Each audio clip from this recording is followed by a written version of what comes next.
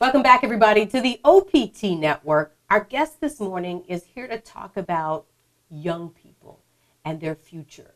Now, we know that higher education is not necessarily for all, but for the young people and their parents, especially those first-generation college students. She has created what I think will be a movement.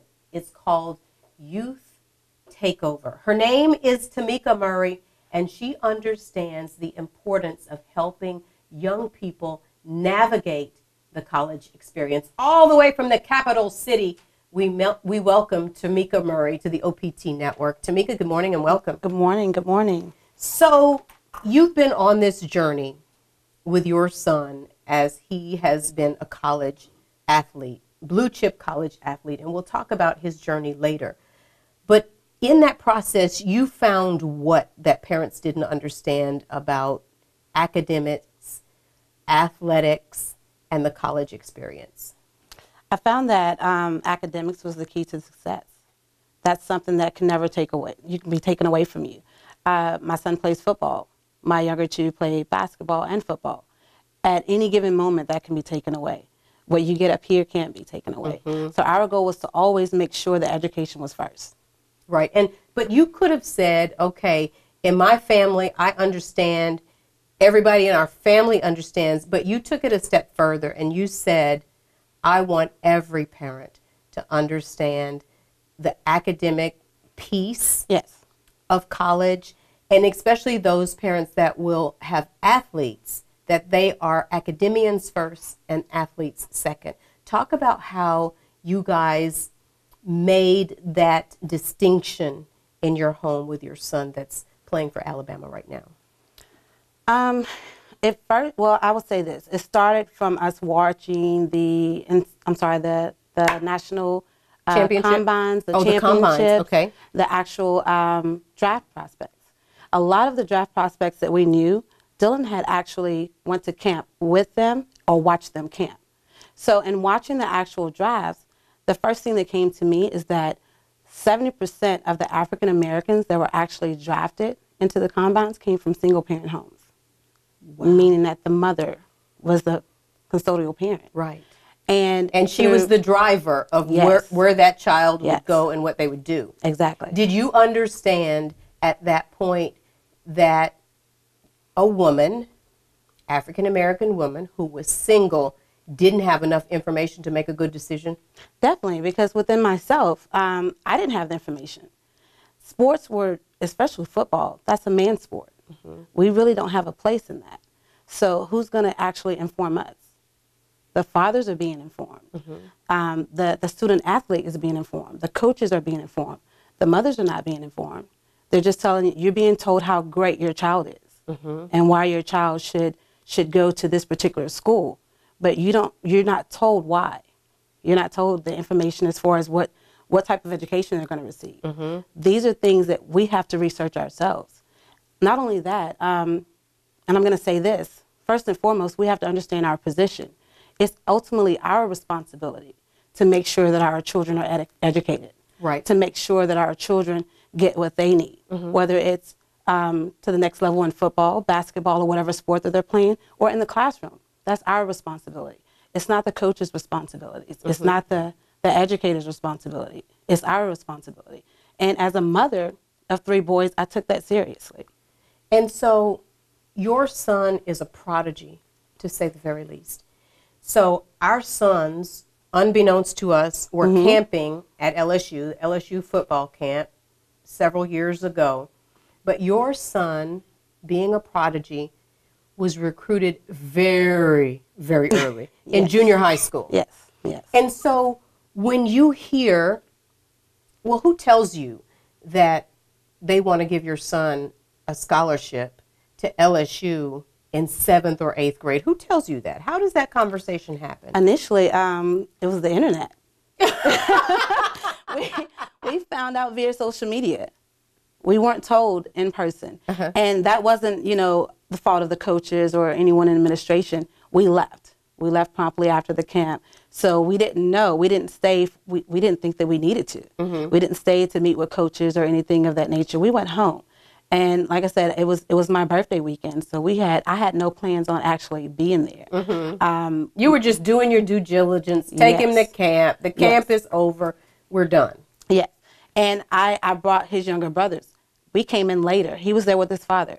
They did the camping thing. I was behind the scene. I did the academics. So they were at the camp. I stayed behind to watch my younger two, and we came to the camp just to see what was going on. And it was crazy is I recorded the 40 time that was all over the news. Wow. He ran the 40, and I recorded it. But anyway, what was the 40 time? Do you remember? Let's see, Dylan was 6'1", 205 pounds, and he ran a 4.4640. In the 7th grade? 8th grade. Going into the 8th grade. It was a summer going into his 8th grade. He ran a 4.4640, and it made headlines. He's a man-child. He is a man-child. Yes, it made headlines. So, again, that wasn't something that I was planning to do. But what Dylan said is something that sticks with me today.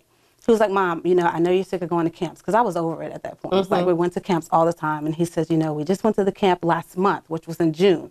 He said, I know you don't want to go to the camp. He says, but I tell you what, I'm going to go to this camp, and I'm going to make history. Wow. Out of the mouth of a child. He says, I'm going to make history.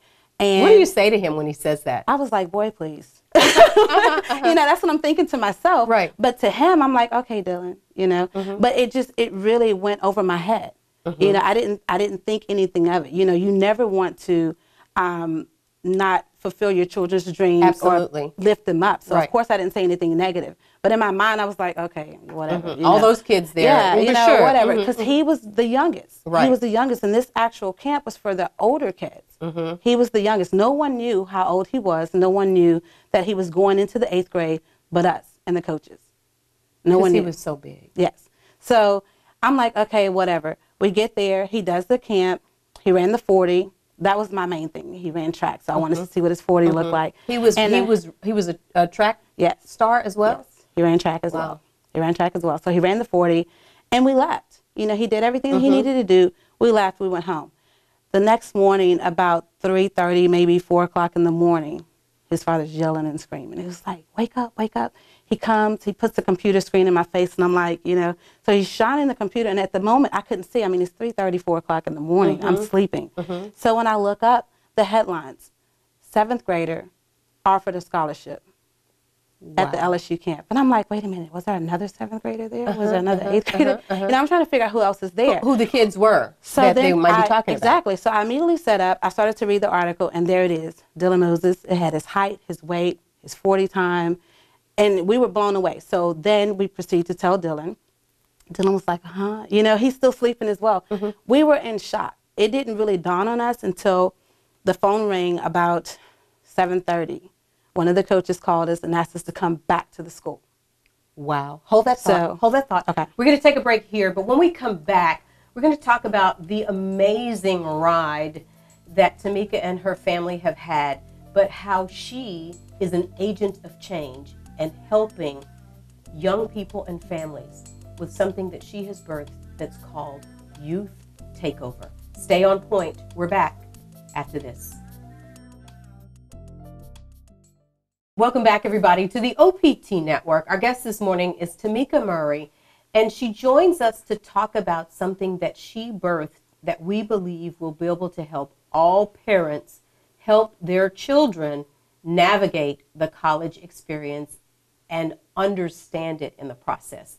Tomeka has created something called Youth Takeover, and it's an informational panel that really helps parents. Now, we were talking about your son being just a prodigy and going through this process, and you started to see that though he had been offered a scholarship in the 7th grade going to the 8th grade, that so much more would happen before he actually finished high school. Definitely.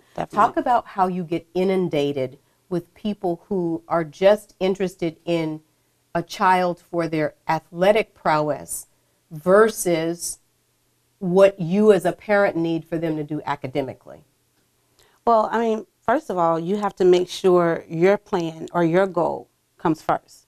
It doesn't matter what someone else has expectations for. It's what you expect. So that's one of the things that I tell How did parents. you stand strong in that with so much bravado that was surrounding you guys? I come from a strong family. I come from a strong praying family.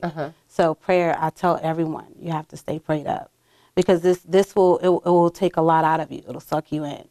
So absolutely, it will suck you in. It will suck you in. So I come from a strong praying family. Did you have a sense after Dylan? He didn't go to LSU. He ended up going to Alabama. Did you have a sense, especially with his talent, that you could get sucked in? Did you know that immediately? No, I mean, I really didn't, because that was something we always said that we weren't going to do. We weren't going to allow people to control our destiny, especially his destiny. And through my strength, through his father's strength, through his family's strength, that made him who he is. So he's able to understand that it's what he wants.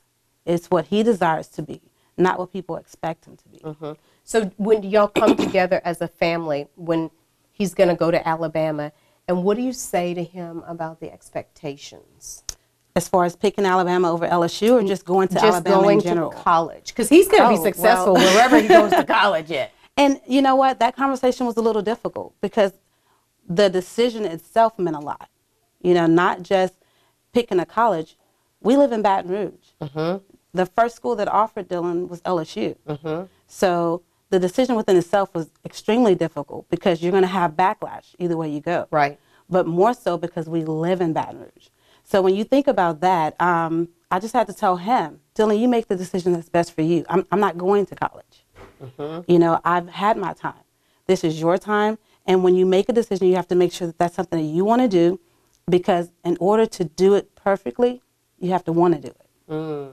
And so what does he say to you when he makes the decision not to go to LSU? You know, Dylan wanted to know what I thought. And that's the hardest part, or I should say the hardest part about all of this. I knew that it would come down to him wanting to know what I thought. You know, and what I mentioned earlier, a lot of these kids are coming from a single parent household. Even though Dylan had two parents in the house, a lot of parents don't have the ability to say, you know what, you make the decision yourself. And you have some people that will play on that. They will play on it. Because they know, will play on exactly. They will play on that because they expect you to be able to tell your child what to do. Right. You've carried that person or your child from this point to this point. So now you help them make the decision. So when you say, Dylan, you make the decision yourself, is that too much pressure for him? No, because he's been full of pressure since the beginning, if you think about it. I mean, when you say Dylan is a prodigy, I look at Dylan as a kid. Right. The world looks at him as a prodigy. Wow. So when you look at it from that perspective, you know, there's so many things. So you're still handling him as a kid. Exactly. And you're saying, son, whatever is going to make you happy is going to make us happy. And you have to make sure that's first and foremost. He's a person. We're going to be the people that make sure that he understands you're human. You're a person. Right. Even though people have these expectations of you, you're still a teenager. You're still going to have things that you want to do the same way other teenagers do. You just have to do it differently. So when he says to you, and I'm sure he's got any number of offers, how does he whittle that down to say, Alabama is where I'm going?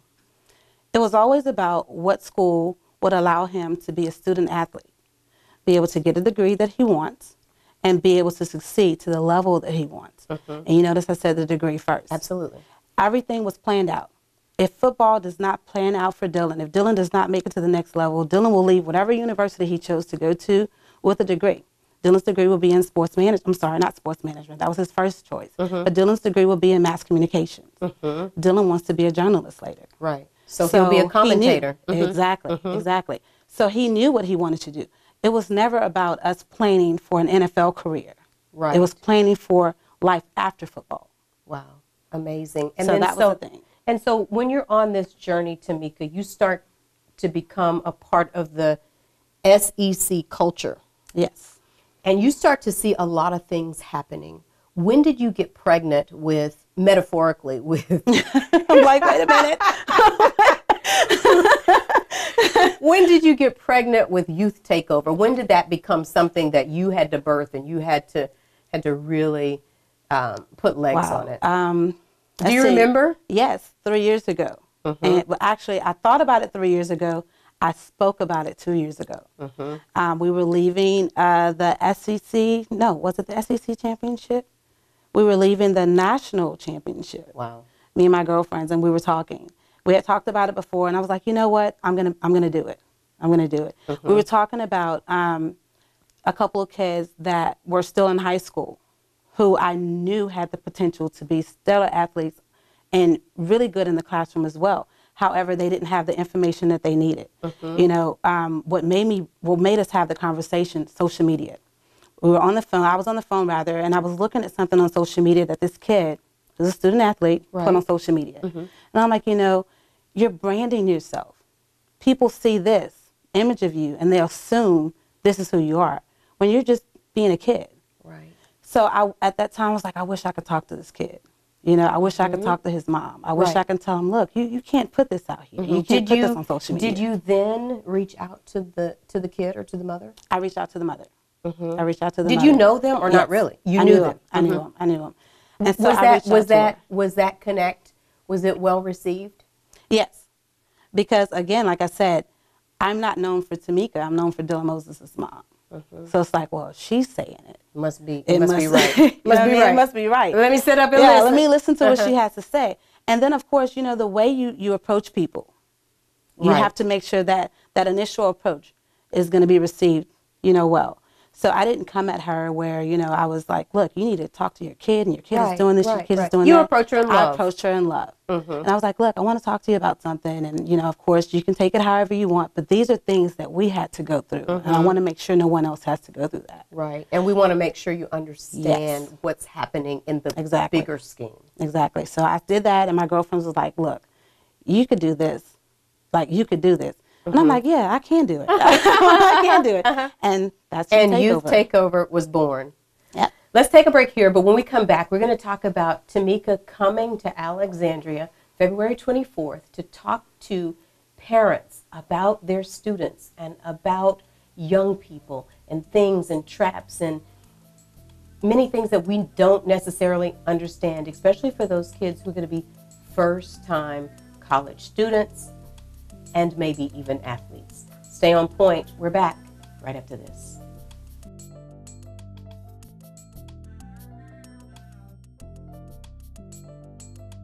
Welcome back, everybody, to the OPT Network. What an incredible conversation with Tomeka Murray. She has given birth to Youth Takeover, and it's an informational panel for really anybody who's thinking about sending their child to college. It's going to be February 24th. It's going to be at Keys Park Community Center. Tell me why it was important to bring it home, because you could have done this in Baton Rouge, and you still can. Yes. But why bring it home? Because this is home. I think that you get the most people will accept you at home. People know who I am. People know what I stand for. People know who my son is, who he really is outside of the prodigy at home. So it's more important for me to come here because another thing is you very seldom see kids being recruited from top tier schools in this area. I know DJ Chalk went to LSU. Absolutely. There's a couple other kids that I know who are being recruited now, but most of the time you have kids that are being recruited down south. You have kids that are being recruited up north. They skip over Central Louisiana.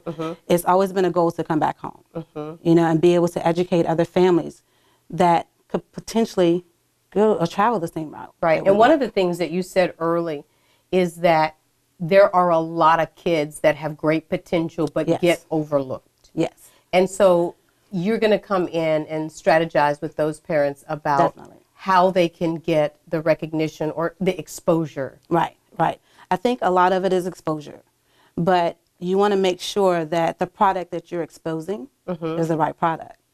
You know, when I say that, social media can be your best friend, but it can also be your worst enemy. You know, you want to make sure that if you're in a game or if you're practicing, you're filming, you're using YouTube. You're using Facebook and Snapchat or whatever the kids are using today. You're using that. You know why? Because coaches follow that. Wow. Coaches follow that. There's so many things that tools that you can use for recruiting. There's ways now to where you can reach out to the coach. The coach may not reach out to you, but you can send film. You have to be proactive. You have to be persistent. But again, you have to make sure that the things that you're selling is good. You know, you don't want to be on social media talking about things that are not positive, or promoting things that are not positive, because social media will follow you. You know, we saw that with Kyler Murray. Absolutely. When he won the... Absolutely. You know, this kid just won the Heisman, the best, the largest honor there can be in football. But then they go back to something that he did when he was 16 years old. Right. Right. So I'm going to talk about that as well, how to handle social media, how to help social media market your craft. And so what do you think is the most important thing, Tomeka, that you have learned on this journey that parents don't know going in, that will help them from falling into that trap? The most important thing with me was not so much as the social media. It was starting early and building relationships. So when I say that, the reason I decided to do the panel for 8th graders, I want kids and parents to understand you should be prepared going into your freshman year, not getting to your freshman year and trying to get prepared, or trying to be informed. The best thing is for a student athlete to go into their guidance counselor's office and know what core courses they need to take. Right. Because now that administrator is going to see them as a student, not an athlete. Right. And even more so, a student athlete. But they're going to see him as a student first, because I'm not coming to you and I'm not asking you, Miss Williams, what can I do to be a better football player? Or what can I do to be eligible? Exactly. Exactly. Right. I'm coming in there and I'm telling you, Miss Williams, I understand that I need to take an English. I need to take a math. I need to take a science, a social studies, a foreign language. Right. I'm telling you what I've read online, because all of this information is online. I'm telling you what I've read online that will help me prepare for my future. And I want you to tell me what classes you think I should take, or what grades I need to have, or whatever. Because now you're opening a dialogue. You have communication. That administrator knows that you are on the right track. You're on the track of being a student athlete and not just an athlete. And how do I market myself as a student? How do I make my grades and my portfolio as a student more appealing to especially a D1 school? Ask questions to know what track you need to be on. When you go in for a school, first of all, you want to make sure, for us, the goal was a 3.0. Okay. We wanted a 3.0. However, you need to know who your student is, who your child is. I say student, but who your child is. You have different types of students. You have students that are really good test takers. Then you have students that are really good in the classroom, but not standardized tests. However, there's what's called a sliding scale. So if I know that my student athlete is really good in the classroom, but not in a standardized test, we're going to focus on that 3.0, a cumulative core GPA. We're going to focus on that. And I'm setting it higher than what the system is actually asking for. I'm setting a higher standard. So we're going to focus on that. So if for some reason he or she does not make the score that they need for the ACT or ACT, that's going to be a sliding scale. That 3.0 is going to off balance that. It's going to offset each other to where it's even. Okay. And so another thing that parents need to know is, when should their student start taking the ACT or the SET? It's never too early. Never too early. It's never too early. We started in the 8th grade. You started in 8th grade? Yes. You can take that test as many times as you want. They're going to always take the higher score. So it's never too early. The way I see it is this. If you're offered a scholarship in the 7th grade, you can take the ACT in the 7th grade. Now, you know what I mean? If you're looked at college coaches in the 7th grade, you can take the ACT. And even though I'm saying the 7th grade, just know that the youngest that has been offered a scholarship is in the 4th grade. Oh, wow. Yes. So my son set a standard that has surpassed him. Now they're going even younger. Amazing. And so for this event, who do you hope will show up? First of all, parents. I would rather the parent be there more so than the student athlete. I would love for student athletes to come, but the parent is going to be the one that give the information to the student. And help to guide and the guide path. them. Definitely. They're going to guide them. So I would love for parents to be there. I would love for student athletes, hoping to get student athletes in the 8th grade, not just high school. I would love to have them younger, so that when they get to high school, when their core courses are on their transcript, they already know what core courses they need to have. That's good. And with this with this setting, you're helping parents to Right. set expectations. Exactly. Like what you did and what Exactly. you're doing with your children. Okay, so tell people what they need for this, because it's really free. Yes, it's technically free. Mm-hmm. However, I would love for everyone that comes to bring 2 canned goods. All right. And I'm going to take those canned goods and I'm going to donate them to a nonprofit in the area. So now we're helping everyone in the community. We're helping the student athletes. We're helping the parents, the coaches, and of course, coaches and administrators are welcome to come as well, because we're trying to make sure that everyone is on the same page and we're bridging the gap of communication. Perfect. And let's talk about, you're going to have a couple professors Yes. from LSU there as well. Yes. I'm going to have 2 professors from LSU that are going to be there. They're going to talk about the student athletes that are actually in school, Okay. in college. So they're going to tell the kids, look, it's possible to go from high school to college and be able to still be successful. Even if you're not really good in the classroom, you may need a little extra help. They're going to explain the services that colleges offer these student athletes to help them be successful. It's never meant for you to fail. It's meant for you to be successful. Absolutely. You know, so I want them to be able to come in and talk about how they help the student athletes that are on campus. There's also going to be a guy that's by the name of Nick Mitchell. He used to be a coach. He's now a teacher. He developed a software.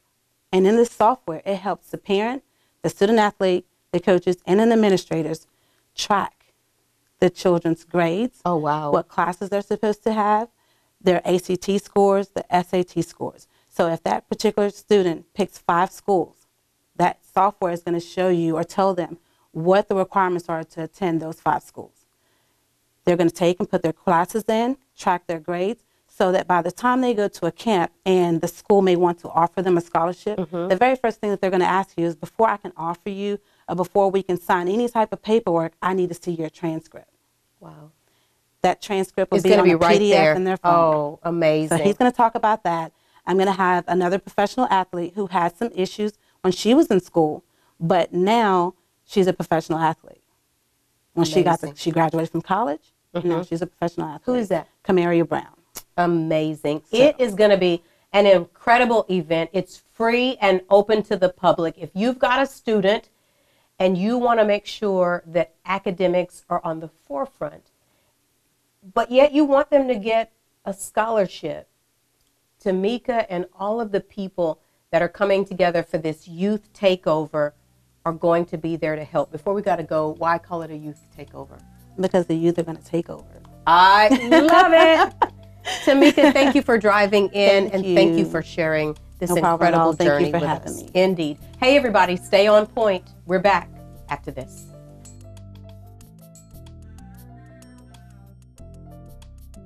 Welcome back, everybody, to the OPT Network. This is the final point on point today. We want to thank Tomeka, first of all, for driving all the way from Baton Rouge to join us to talk about her heart's desire. And really, I believe, a mission and a ministry that she is establishing, Youth Takeover. You know, you heard Tomeka's story, and you can really understand that they know the process, and they have been through the ins and outs. Now, every child, of course, is not going to be a Dylan Moses. But as Tomeka said, many young people have potential. But what I like about her mission the most is that she is trying to make sure that kids that are going to college to play sports are student athletes. Student first, athletes second.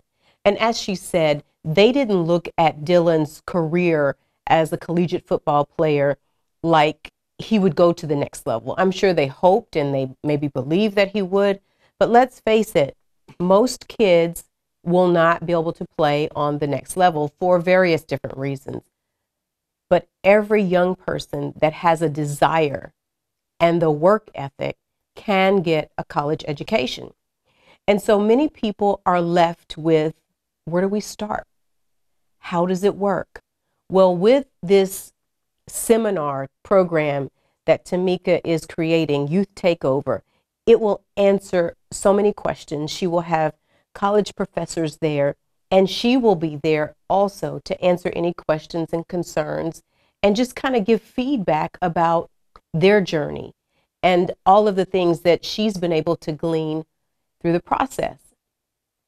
what I really like is that she talked about kids that could potentially get athletic scholarships, but maybe don't know how to market themselves. And she really shared how schools have certain players in their sphere. And if you're not on their radar, you might get left out. So she has some great ideas about that. And she's starting at 8th grade. And I can remember our son going from 8th to 9th grade, and there was a huge seminar, and the guidance counselor talked about making sure that kids understood that 9th grade was time. It was the time to start building your academic portfolio, i.e.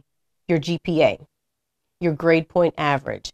And most kids look at high school as a fun time and they can goof off. And at the end, they try to make it up. And what she said quite clearly was that when you're in the 12th grade and you're getting ready to graduate and you're looking at scholarships and you're looking at colleges, it's really too late. So starting in 8th grade is an optimal time. It allows your student to start thinking about standardized testing, ACTs, and all of the other tests needed to get into college. It gives them an opportunity to build that score. If they are poor test takers when it comes to standardized tests, then it gives them the opportunity to get help. If they are strong students and poor test takers, then she tells you how to put those two together.